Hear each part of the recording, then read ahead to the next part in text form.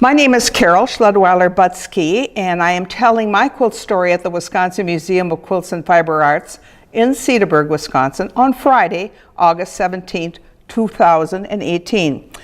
This quilt is called Bright Hopes, Bright Promise. It was made for the contest in honor of the Statue of Liberty Centennial in 1986. The contest was sponsored by the 3M Corporation and the American Folk Art Museum of New York. When I decided to do the challenge, I started looking for an idea.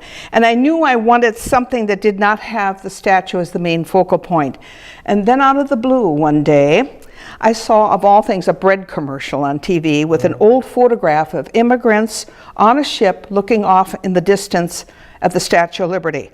Whoa, this is just what I was looking for.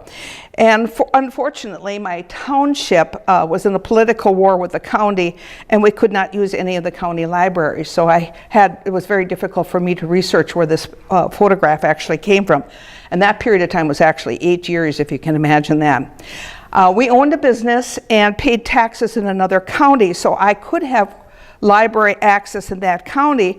However, when I applied for the library card, the librarian was very reticent, and she stamped and read all over my card, "Not a resident."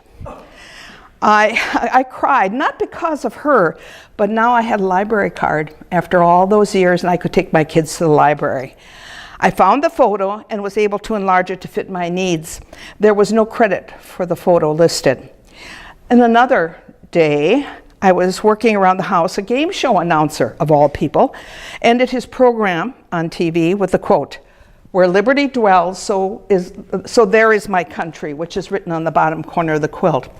He did not give the name of the person who had quoted that he quoted, but it was perfect.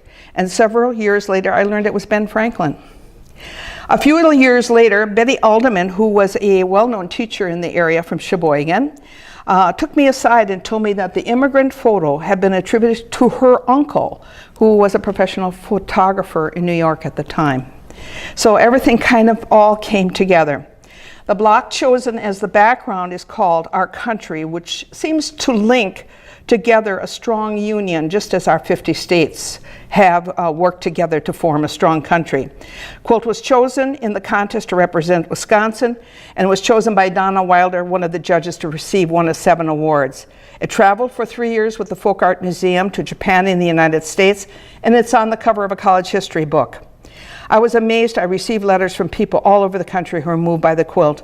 And one lady I met came to me sobbing because she was so moved. I was a bit embarrassed by the responses and unfortunately did not keep the letters, but apparently it had moved a lot of people. One last story. When the quilt was finished, my 5-year-old son asked if the new snuggle blanket was ready yet.